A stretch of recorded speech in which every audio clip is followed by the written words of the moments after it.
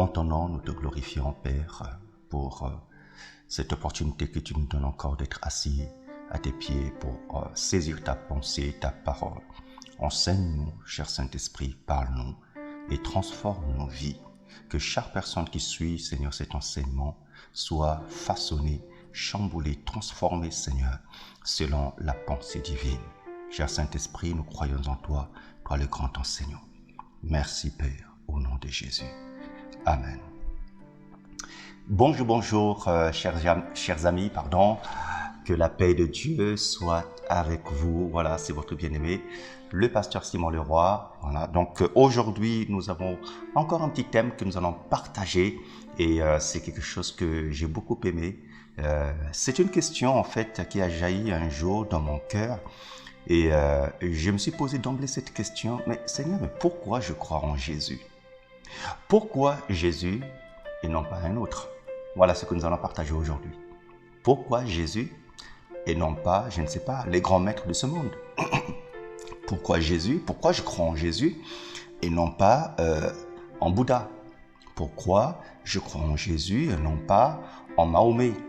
Pourquoi je crois en Jésus et non pas à telle personne qui prétend être, je ne sais pas, peut-être le messager de Dieu ou voilà, quelque chose de semblable.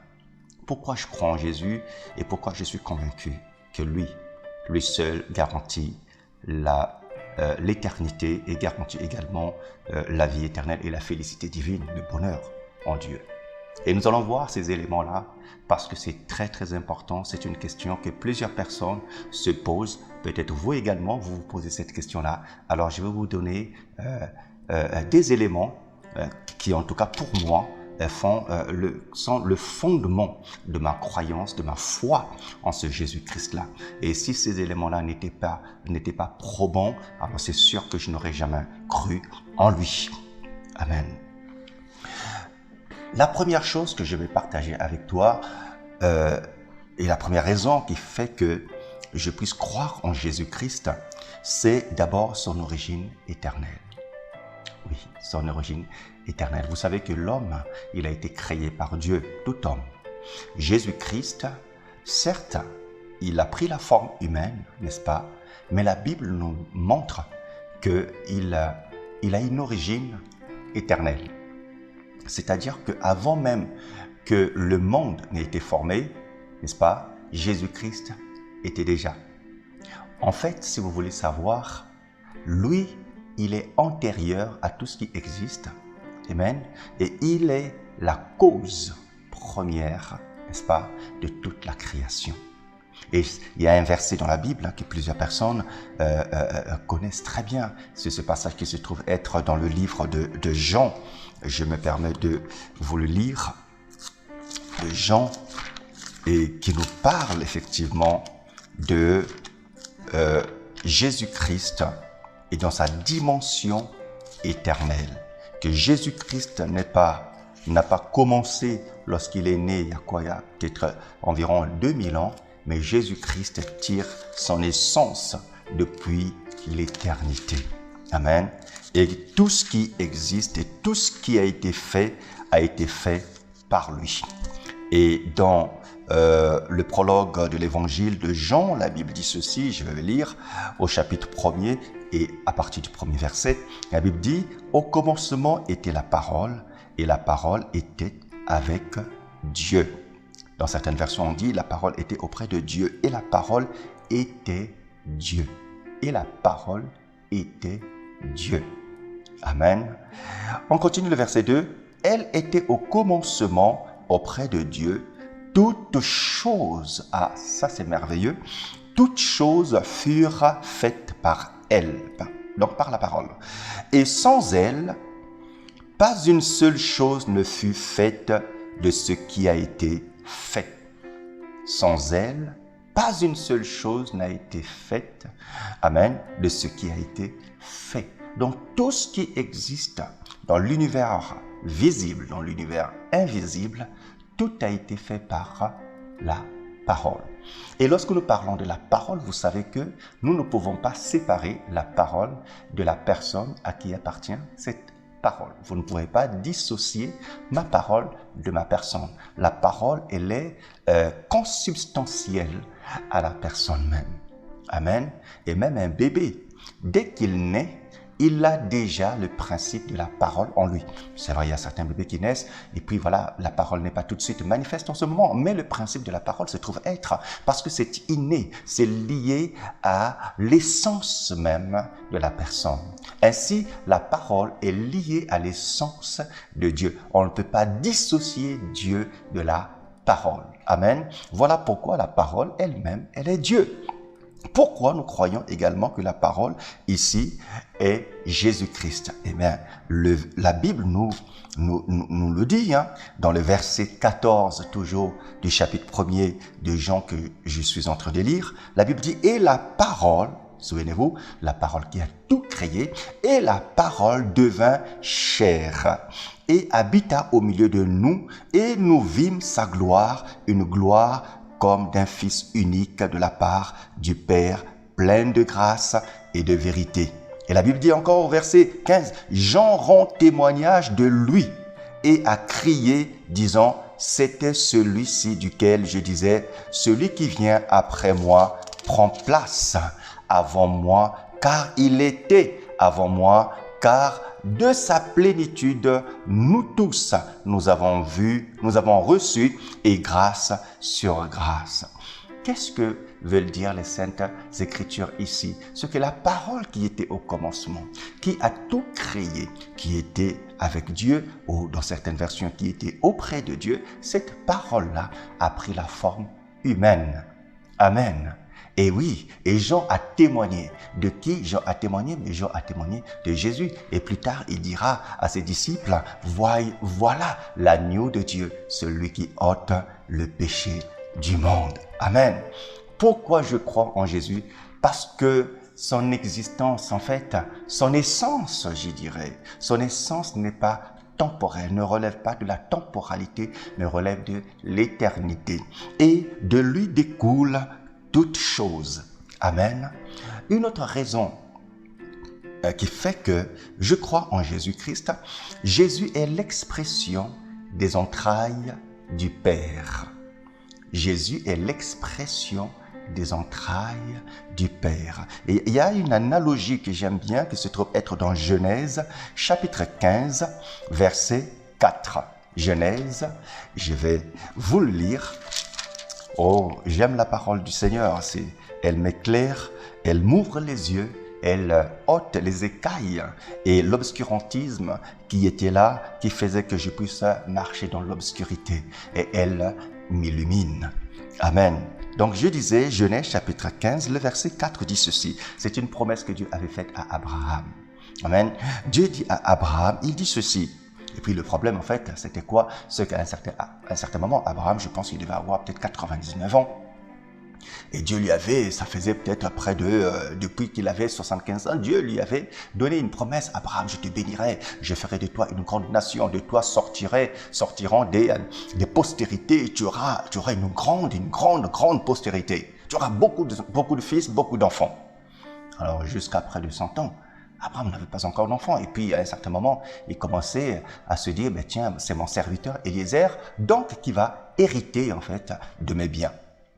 Eh bien, là, Dieu vient le corriger et dit, oh, et voici la parole de l'Éternel vint à lui, disant, celui-ci ne sera pas ton héritier. C'est-à-dire que le serviteur d'Abraham, parce que c'est ce qu'il pensait, puisqu'il n'avait pas encore de fils, donc Abraham pensait que son serviteur, qui s'appelait Eliezer, c'est lui qui serait son héritier. Et Dieu vient dire, il dit, non, ce n'est pas Eliezer qui sera ton héritier, mais c'est celui qui sortira de tes entrailles. Lui sera ton héritier. Suivez bien, j'ai beaucoup aimé cette précision. Dieu dit, c'est celui qui sortira de tes entrailles.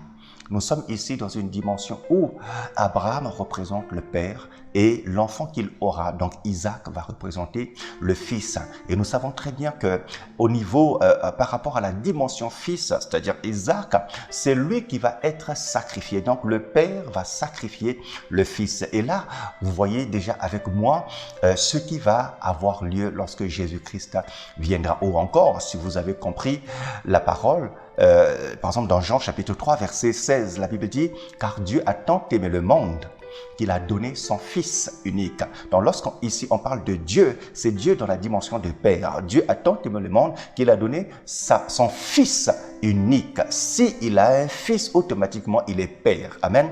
Mais bien qu'il ait donné son Fils, mais son Fils là est consubstantiel à lui-même. Son Fils, en fait, fait à ce que les deux, le Père, en fait, ne soient qu'une seule personne, une seule entité.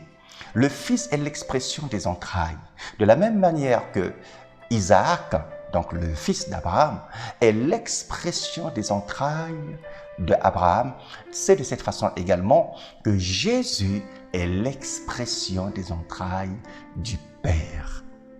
Amen. Voilà pourquoi on ne peut pas séparer Jésus d'avec le Père. Et lui-même, il viendra témoigner cela, il viendra corroborer en fait ce que je suis en train de vous dire. Et lisons cela dans Jean chapitre 17.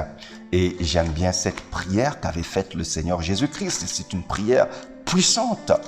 Jean chapitre 17 et à partir du verset 8. Permettez-moi, Jean chapitre 17, verset 8. Et je pourrais lire peut-être les autres versets. Alors, qu'est-ce que Jésus dit? Parce que c'est une prière qu'il était en train de faire. Il était peut-être au soir de sa mort et il fait une prière extraordinaire. Et dans cette prière, nous avons des vérités profondes. Il dit ceci. Il dit, voilà, maintenant, ils ont connu que tout ce que tu m'as donné vient de toi. Car je leur ai donné les paroles que tu m'as données. Et ils les ont reçues et ils ont connu vraiment que je suis sorti d'auprès de toi. Suivons très bien cette expression. Et ils ont connu que je suis sorti d'auprès de toi. Je suis sorti de toi. Je suis sorti d'auprès de toi. Dans certaines versions, la Bible dit très bien qu'il est sorti de ses entrailles.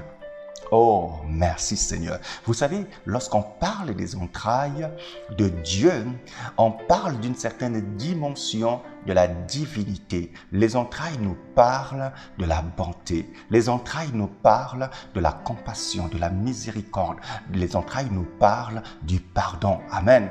Voilà pourquoi quand Dieu a manifesté ses entrailles, il n'est pas venu en tant que Père pour frapper, pour réprimander, pour juger. Amen. Voilà pourquoi Jésus dit, non, je ne suis pas venu juger. Il est venu pardonner. Il est venu annoncer une année de grâce de l'Éternel. Amen. Voilà pourquoi je crois en Jésus. Qu'il n'est pas un homme, d'accord, au même titre que toi et moi. Il n'est pas égal à d'autres personnes qui se disent prophètes ici et là. Il n'est pas égal à Mahomet. Il ne peut pas être égal à Krishna. Il ne peut pas être égal à Karl Marx. Non, Jésus est au-delà de toutes ces personnes. Alléluia. Pourquoi je crois en Jésus? Mais parce qu'il est au-delà. Oui, mes amis, ce n'est pas parce que lui serait venu et puis bon voilà, il prétendrait être quelqu'un. Non, parce qu'il est au-delà. Mais ce n'est pas fini. La deuxième raison qui fait que je crois en Jésus-Christ, c'est que Jésus, c'est sa vie déjà. Sa vie. Jésus-Christ, c'est l'homme à la hauteur de ses prétentions. Parce que oui, mes amis, les paroles qu'il a dites, c'était des paroles prétentieuses. Parce que les gens se disaient, mais attends, tu n'as que à peine 30 ans. Tu oses nous parler d'Abraham qui se serait réjoui de te voir, de voir ton jour, ta venue. Les Juifs ont commencé à le lapider. Ils disent, mais celui-là, il est malade. Et il ne sait pas de quoi il parle. Nous avons construit le temple pendant des années et lui nous dit, en quelques jours, il va le rebâtir. Alléluia. Oui, ces paroles étaient bouleversantes. Ces paroles étaient profondes. Mais c'était aussi l'homme, n'est-ce pas, à la hauteur de ces paroles. C'est-à-dire que il disait et il démontrait.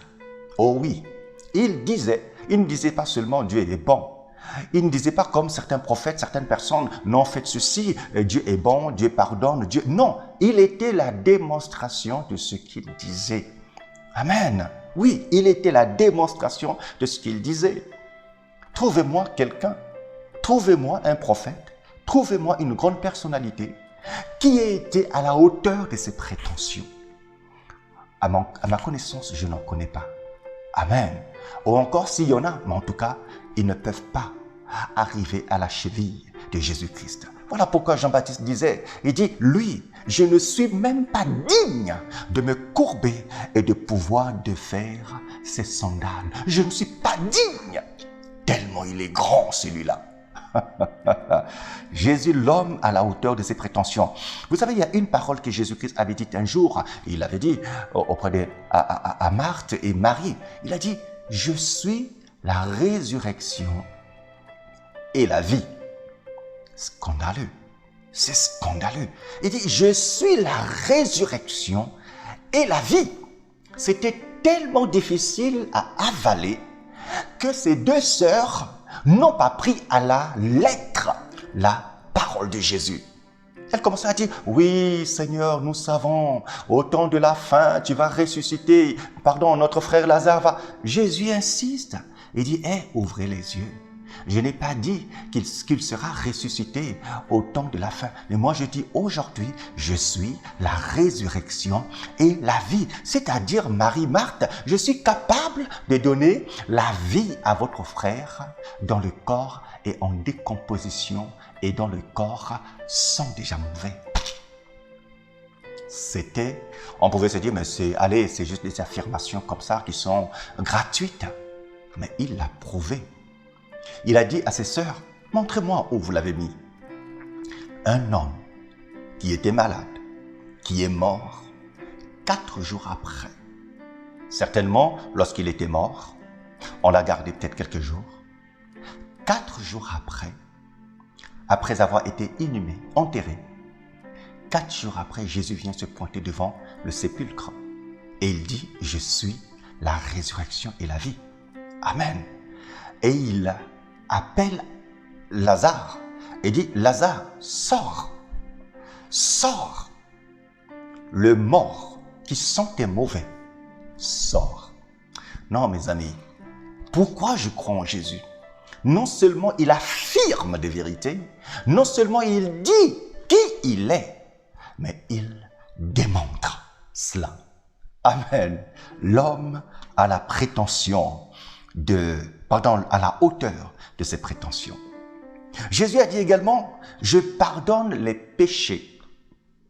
Jésus a l'autorité de pardonner les péchés. Oh, mes amis, trouvez-moi quelqu'un de n'importe quelle religion, quelle que soit sa carrure, quelle que soit sa renommée, trouvez-moi quelqu'un qui a eu le mandat et le pouvoir de pardonner les péchés des hommes.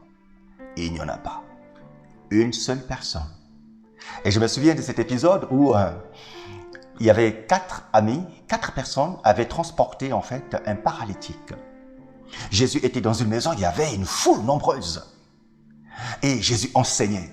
Ces 4 amis voulaient faire à ce que le paralytique aille vers Jésus. Donc ils voulaient en fait déplacer, soulever le paralytique pour l'amener devant le Seigneur Jésus. Mais il y avait du monde, il n'y avait pas d'issue. Il y a une pensée qui a jailli dans leur cœur. Allons au niveau du toit. Et là, nous allons faire descendre avec des cordes notre ami paralytique pour que le Seigneur puisse le guérir. Ils espéraient simplement que Jésus dise un mot, prie pour lui pour qu'il guérisse. Et lorsque le paralytique a été posé là, devant Jésus, Jésus regarde et dit, waouh, quelle foi! Regardez la première parole de Jésus. Jésus va dire, mon fils, tes péchés te sont pardonnés.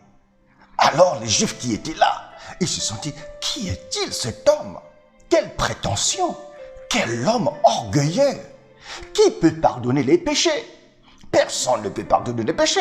Dieu seul a le mandat de pardonner les péchés. Alléluia! Mais Jésus va leur dire, Voilà pourquoi je dis, je ne crois pas en Jésus parce que simplement il a dit, je pardonne tes péchés. Non, il démontre, il dit ceci, afin que vous croyiez que le Fils de l'homme a le pouvoir de pardonner les péchés, afin que vous le croyiez. Maintenant, il va donner la démonstration que j'ai pardonné les péchés à cet homme. Il dit, l'homme paralytique, monsieur, levez-vous et marchez. Prenez votre lit et marchez, allez chez vous. Qu'est-ce qui se passe? Le paralytique se lève et il marche. Oh, alléluia. Pourquoi je crois en Jésus? Parce qu'il n'y en a personne qui ait été semblable à lui. Il est fidèle à sa parole. Il dit un mot et il l'accomplit et il démontre. Amen. Il pardonne les péchés. Jésus guérit les malades. Je me souviens, lorsqu'il avait été baptisé, la Bible dit qu'il est allé dans le désert et après le désert, lorsqu'il est sorti 40 jours et 40 nuits de la prière du désert, il va dans la synagogue et on lui donne le rouleau de Ésaïe et il lit une prophétie. Il dit, l'Esprit de l'Éternel est sur moi car il m'a oint pour annoncer une bonne nouvelle, pour guérir les malades, pour donner, alléluia, la délivrance, pour annoncer la bonne nouvelle. Il disait, l'Esprit de l'Éternel était sur lui. Et vous savez, mes amis, partout où Jésus passait, des malades étaient guéris.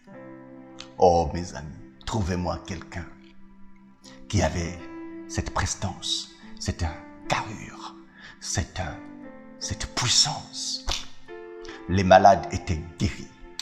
La femme qui faisait la perte de sang, qui avait été condamnée par des médecins, était guérie. Le fou de Gadara, alléluia, que les gens enchaînaient et qui, juste comme par amusement, détruisait les chaînes. Lorsqu'il a rencontré l'homme de Galilée, lorsqu'il a rencontré l'homme qui était, dans les paroles, était à la hauteur de ses prétentions, il avait été délivré. Mes amis, alléluia, qu'on ne vous ment pas, qu'on ne vous ment pas. Alléluia, que personne ne vous mente. Jésus est lui seul digne de notre confiance. Il est lui seul digne de notre foi. Je ne parle pas de religion, je parle de la personne qui est digne de notre foi. Il a dit, je suis. Il n'a pas dit, Dieu est le chemin, voilà, Dieu vous dit ceci. Il n'est pas venu parler de la part de Dieu. Non, il n'est pas venu parler de la part de Dieu. Jésus est venu révéler Dieu. C'est-à-dire, sa vie n'était qu'une révélation de Dieu. Ses paroles étaient les paroles de Dieu. Il était lui-même Dieu. Voilà pourquoi il se révélait. Alléluia. Oui, il a guéri les malades. Il a délivré les lépreux. Il a délivré les paralytiques. Oh, je vais vraiment prier que le Saint-Esprit te fasse ce bonheur, qu'il ouvre tes yeux afin que tu donnes ta vie à Jésus-Christ.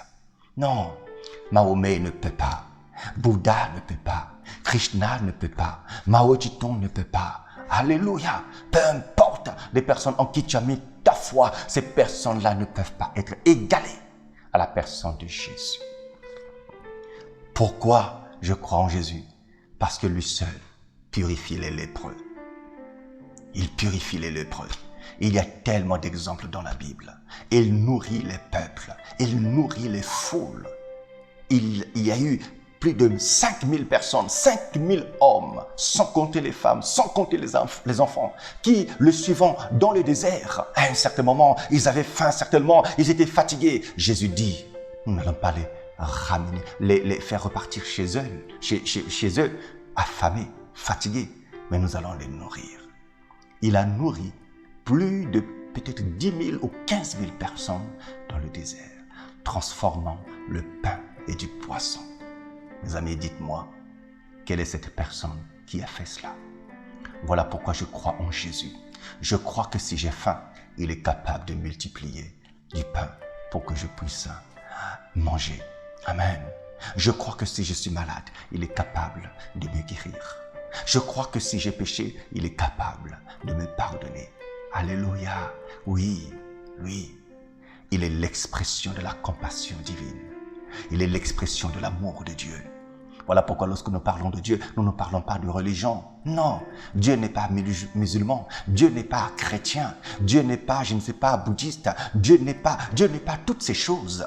Dieu est Dieu. Amen. Il transcende toutes ces dénominations. Il transcende toutes ces choses que les humains ont fabriquées. Dieu s'est manifesté lui-même en la personne de Jésus-Christ. Jésus a dit, je suis le chemin. Il n'a pas dit qu'il était un chemin. Il a dit, je suis le chemin, la vérité et la vie. Amen. Si Bouddha est le chemin, suivez-le. Si Mahomet est le chemin, suivez-le. Mais Jésus a dit, je suis le chemin, la vérité et la vie. Pourquoi je le crois? Mais parce qu'il dit la vérité. Pourquoi je le crois? Non seulement il dit la vérité, mais il prouve la vérité qu'il dit. Alléluia. Gloire à Jésus. Troisième élément, pourquoi je crois en Jésus? Parce que lui-même, il dit, il a le pouvoir de donner sa vie et il a le pouvoir de reprendre sa vie. Amen. Et il avait ce pouvoir et il s'en est servi. Il a donné sa vie et il l'a reprise. Comment il a donné sa vie? Il a donné sa vie en prenant notre place, la place de l'humain. L'humain qui était condamné, l'humain qui avait péché, l'humain que Dieu avait chassé du jardin d'Éden, c'est-à-dire de la félicité divine, du jardin du bonheur, des délices. Dieu l'a chassé et l'homme pouvait maintenant errer ici et là. L'homme maintenant pouvait souffrir. L'homme maintenant était passif de sanctions. L'homme pouvait être, sujet à la mort. Amen, à cause du péché. Mais comme Jésus était l'expression des entrailles, de la miséricorde et de la compassion, il a dit non, je ne peux pas laisser l'humain que j'ai créé, amen, vivre une destinée catastrophique. Voilà pourquoi il est venu et il a donné sa vie. Il s'est offert lui-même en rançon.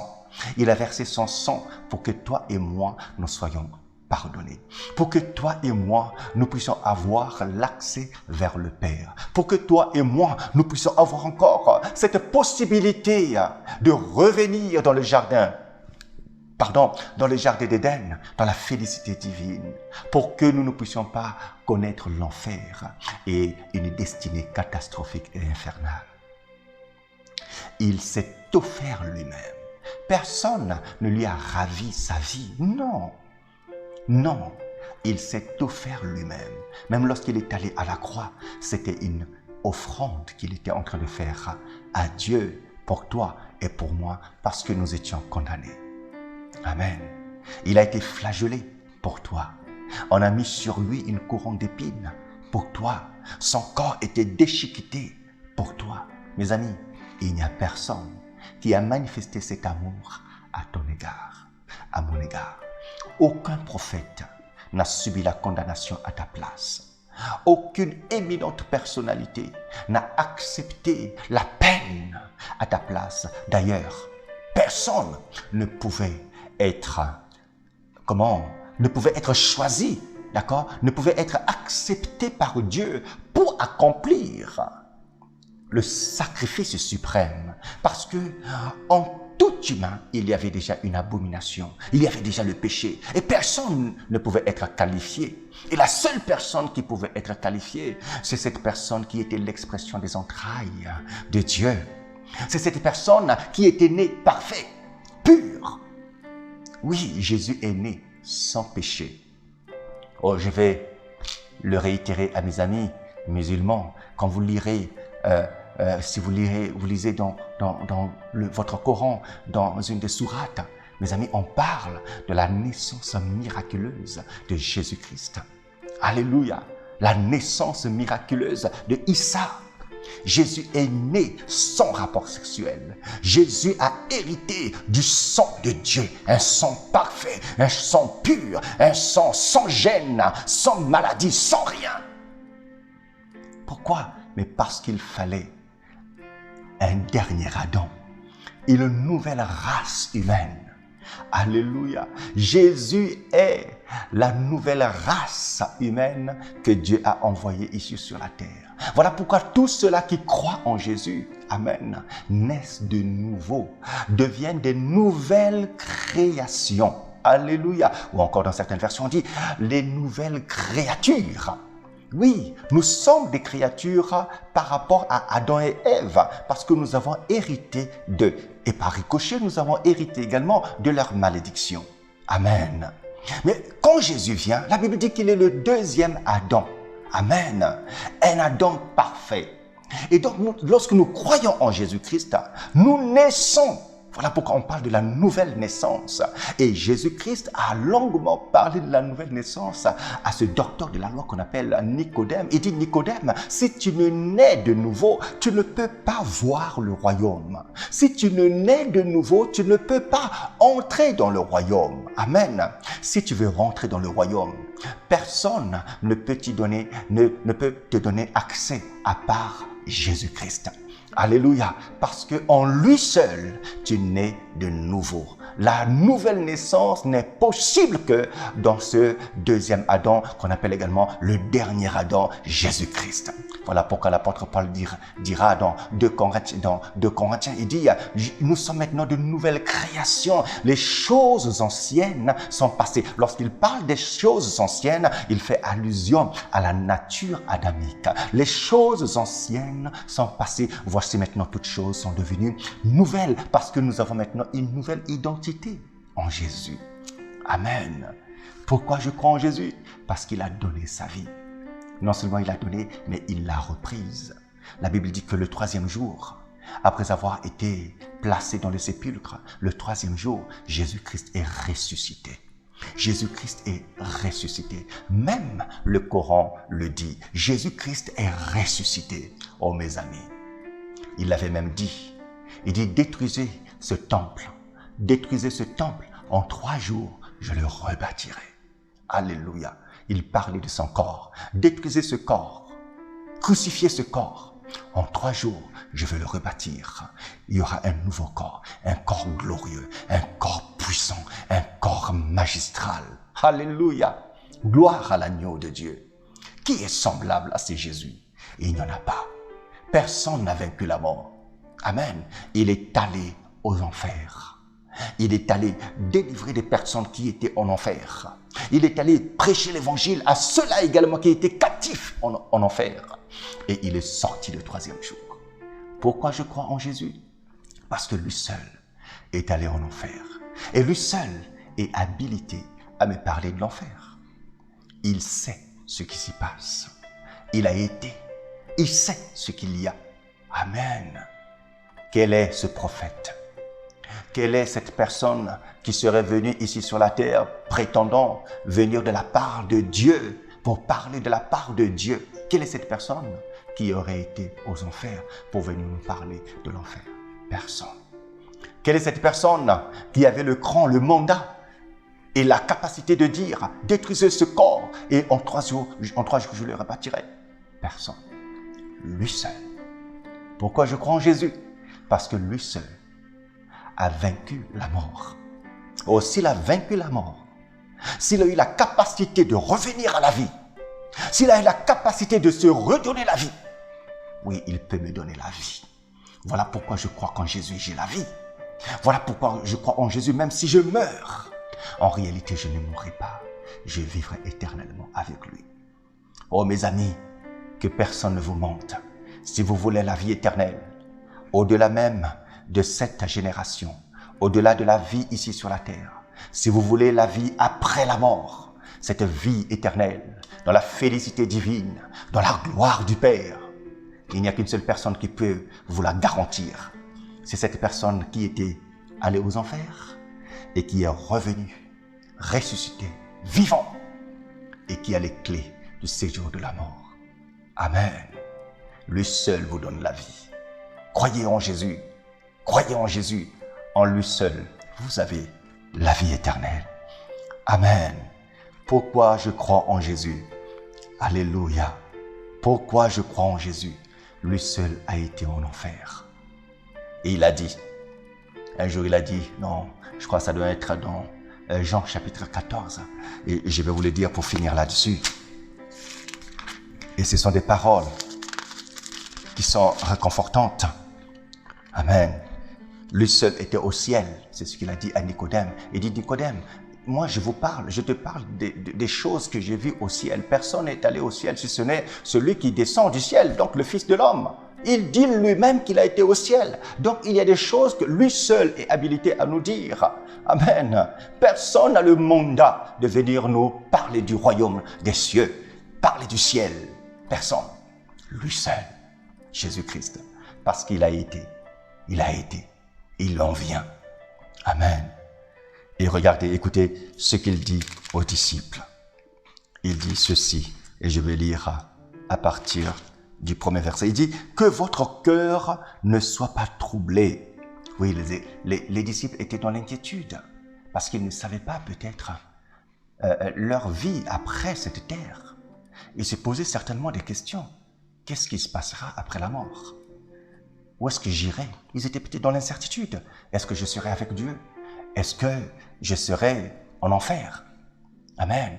Et cette question préoccupe la majorité des personnes. Peut-être elle vous préoccupe également, vous qui suivez cette vidéo. Vous vous posez la question de savoir où est-ce que vous serez après la mort. Où est-ce que vous serez après votre vie ici sur cette terre. Regardez ce que Jésus-Christ dit. Il dit que votre cœur ne soit pas troublé. Vous croyez en Dieu, croyez aussi en moi. Il dit ceci. Dans la maison de mon Père, il y a plusieurs demeures. S'il en était autrement, je vous l'eusse dit, car je vais vous préparer une place. Et si je m'en vais et que je vous prépare une place, je reviendrai et je vous prendrai auprès de moi, afin que là où moi je suis, vous soyez aussi. Alléluia. Il dit, ne vous inquiétez pas. Je m'en vais vous préparer une place. Amen. Il dit, croyez-moi, je vais vous préparer une place. Il y a énormément de demeures dans la maison de mon Père. Si cela n'était pas, je vous l'aurais dit. Mais je vous dis la vérité. Amen. Oui, mes amis, il dit la vérité parce que lui seul a été auprès du Père pour savoir ce qu'il y a là-bas. Amen. Lui seul a été aux enfers pour savoir ce qu'il y a là-bas. Amen. Oui, il sait.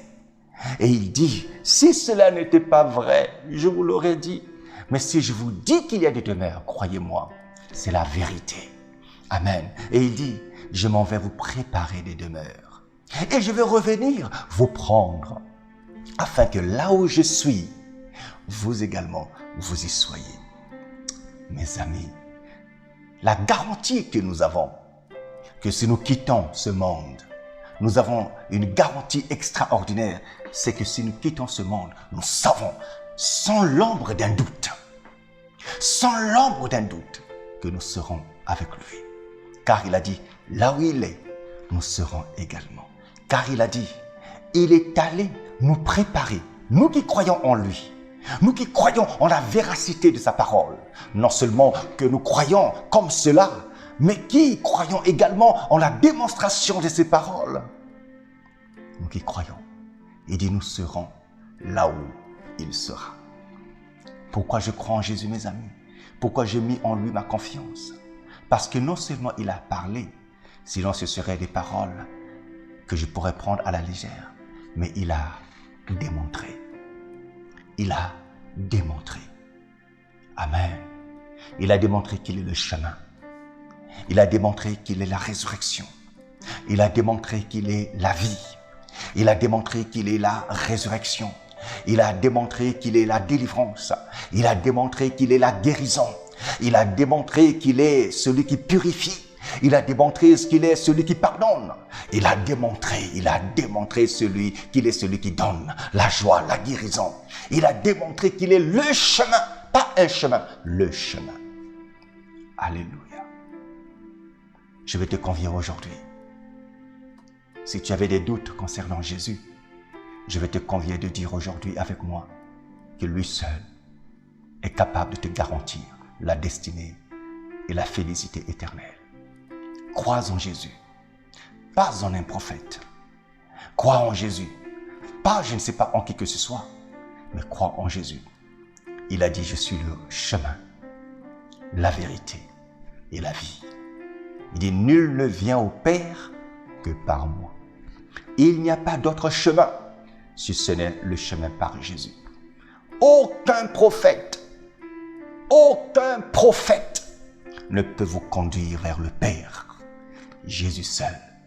Voilà pourquoi, alléluia, voilà pourquoi Jean-Baptiste va dire à ses disciples qui étaient autour de lui, il dit, voyez le monsieur là-bas, c'est lui l'agneau de Dieu, suivez-le. Suivez-le. Prends la décision ce soir, peut-être en ce jour, peu importe l'heure à laquelle tu suis cette vidéo, prends la décision de suivre Jésus-Christ.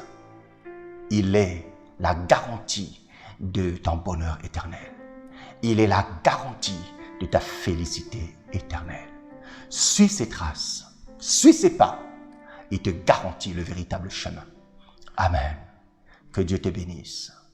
Que Dieu te comble. Qu'il te révèle encore sa parole. Et que le Saint-Esprit puisse encore t'illuminer. Amen. C'était votre bien-aimé le pasteur Simon Leroy. Amen. Si tu aimes ces vidéos, n'hésite pas. Tu peux liker et tu peux partager à d'autres personnes afin que ces personnes-là aussi soient bénies. Notre désir, c'est que la parole de Dieu aille partout et que le peuple de Dieu soit béni. Partage à des personnes, même à des personnes athées, même à des personnes qui ne croient pas. Partage-leur la vidéo. Dieu est capable de les bénir. Shalom. Excellente fin de journée ou excellente